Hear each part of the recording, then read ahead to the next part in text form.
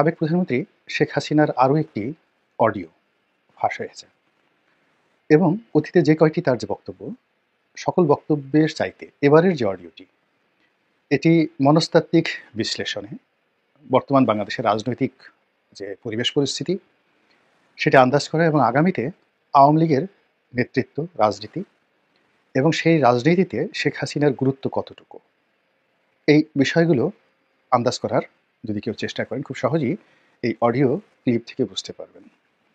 প্রথমত, এই কয়বার যত ভিডিও কিংবা ভিডিও তো ফাঁস হয়নি, অডিও ফাঁস হয়েছে অথবা ফাঁস করা হয়েছে। এখন এই সকল অডিওর যে ক্লিপ, সেখানে মূল উদ্দেশ্য ছিল যে শেখ হাসিনার বক্তব্যগুলোকে বাংলাদেশে অন টেস্ট কেসে পাঠিয়ে দেওয়া, এবং সেই কাজগুলো যারা করেছে তারা যথেষ্ট সফল হয়েছেন। এবং শেখ হাসিনা, আপনি লক্ষ্য করবেন যে প্রথম থেকে এ পর্যন্ত যত কথাগুলো বলেছেন, তো তার কোনো কথার মধ্যেই ধারাবাহিকতা ছিল না। কখনো তিনি বিষণ্ণ ছিলেন, কখনো তিনি কেঁদেছেন, কখনো তিনি হুমকি দিয়েছেন, কখনো তিনি আবার তার সেই যে সাবেক ভাষা, সেই ভাষায় কথাবার্তা বলেছেন, তর্ক করার চেষ্টা করেছেন। এবং তিনি যেভাবে খোঁটা দিয়ে কথা বলেন বিভিন্ন মানুষকে, ঠিক সেইভাবে ডক্টর ইউনূসকে খোঁটা দিয়ে তুচ্ছ তাচ্ছিল্য করে কথা বলার চেষ্টা করেছেন। আপনারা যদি মনে করেন যে এটি শেখ হাসিনা নেহায়েত একটি ব্যক্তিগত পাগলামো, তার দুর্বলতা, অথবা তিনি সম্বিত হারা হয়ে পড়েছেন, আমার কাছে মনে হচ্ছে আপনি ভুল করেছেন। এর কারণ হলো তিনি প্রায় 15টি বছর বাংলাদেশ চালিয়েছেন অত্যন্ত শক্ত হাতে, এবং যেদিন পর্যন্ত তিনি ক্ষমতায় ছিলেন, একেবারে শেষক্ষণ পর্যন্ত তার দলের কোটি কোটি নেতাকর্মীদের মধ্যে একমাত্র তিনি ছিলেন ভাবলেশহীন, দৃঢ় এবং ভয়হীন।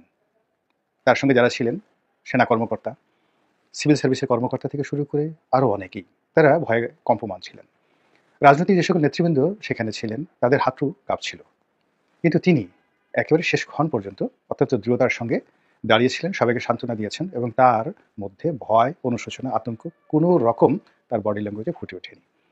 আপনারা যদি তার চলে যাওয়ার সেই দৃশ্য দেখে থাকেন, এবং আপনার যদি যে মৌখিক এক্সপ্রেশন বা ফেশিয়াল এক্সপ্রেশন সম্পর্কে ধারণা থাকে, তো ওই সময় লক্ষ্য করবেন যে তাকে জড়িয়ে ধরে বা তাকে স্পর্শ করে একজন সরকারি কর্তা, মহিলা কর্তা, তিনি অঝরে কাঁদছিলেন।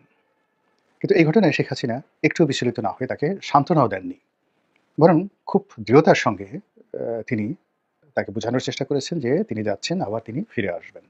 এরকম তার অভিব্যক্তি আপনি ফেশিয়াল এক্সপ্রেশনে খুঁজে পাবেন। তো সেই শেখ হাসিনা ভারতে গিয়ে ইচ্ছে করেই তিনি একটার পর একটা অডিও রেকর্ড তিনি ফাঁস করেছেন, তৈরি করেছেন এবং ফাঁস করেছেন, এবং সেটি নিয়ে আমরা সারা বাংলাদেশের মানুষ নাচানাচি করেছি এবং এখন করে চলেছি, এবং এটাই তার রাজনীতির প্রধান সফলতা। তিনি এমনটি চেয়েছিলেন, এবং তার সেই বক্তব্যের কারণে আমরা যে রেসপন্ড করছি, এর দ্বারা তিনি খুব স্পষ্ট করে বুঝে নিয়েছেন যে বাংলাদেশে তার গুরুত্ব রয়েছে, তার ভয় এখন অনেকে কম্পমান, তাকে ভালোবাসেন অনেকেই, এবং তাকে কাছে নেওয়ার জন্য অনেকেই আগ্রহী, এবং তাকে কোনো অবস্থাতেই রাজনীতি থেকে মাইনাস করার কোনো সুযোগ নেই। এর কারণ হলো যখন তিনি কেঁদেছেন, তখন তিনি মানুষের প্রতিক্রিয়া দেখেছেন যে তার সেই কান্নাকে কারা গ্রহণ করলো এবং কারা এই কান্নাকে নিয়ে তুচ্ছ তাচ্ছিল্য করলো, গালাগালি করলো, হোয়াট এভার মেবি। যখনই তার কোনো একটা বক্তব্য মানুষের দৃষ্টিতে আসছে এবং মানুষ সেটা নিয়ে রেসপন্স করছে, ইট মিনস তার একটা সোশ্যাল ভ্যালু রয়েছে।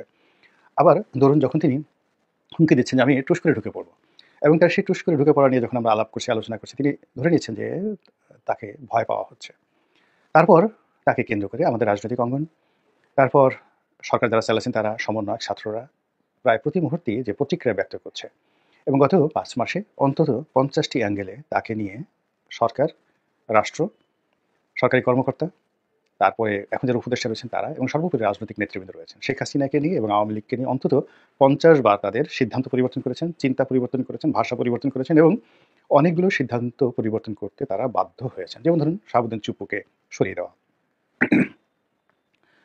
সরি, তারপর ধরুন শাহাবুদ্দিন চুপ্পুকে সরিয়ে দেওয়ার পর আওয়ামী লীগকে নিষিদ্ধ করা, এই বিষয়গুলো। এরপর আওয়ামী লীগকে রাজনীতি থেকে আলাদা রাখা, 72-এর সংবিধান ছুঁড়ে ফেলে দেওয়া, এরপর 71-এর মুক্তিযুদ্ধের পরিবর্তে 2024 সনের যে বিপ্লব বা গণ অভ্যুত্থান, এটিকে প্রতিস্থাপন করা, এবং আরও অনেক কিছু।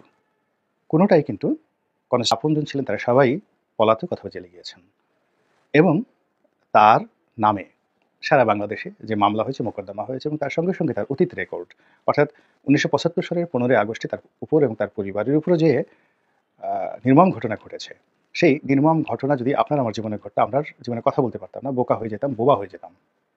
তো শেখ হাসিনা এত কিছুর পরও যে উজ্জীবিত হচ্ছেন, এখনও তিনি নির্দেশনা দিতে যাচ্ছেন, আবার তিনি স্বপ্ন দেখছেন এদেশ তিনি আবার আসবেন, আবার শাসন করবেন, আবার তিনি আমাদের সবাইকে প্যাদানি দেবেন।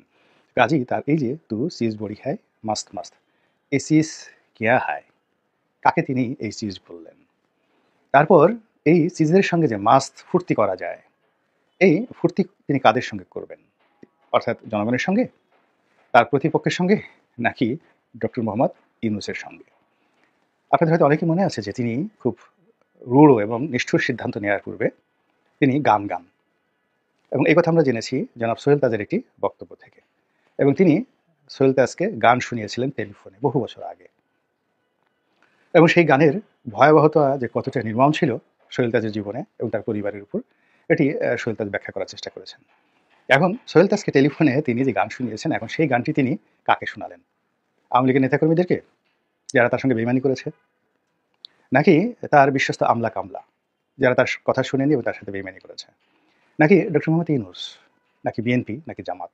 এই বিষয়গুলো নিয়ে চিন্তা করতে হবে। আল্লাহ আমাদের সবাইকে হেদায়েত দান করুন এবং হেফাজত করুন। আসসালামু আলাইকুম রহমতুল্লাহি ওয়া বারাকাতুহু।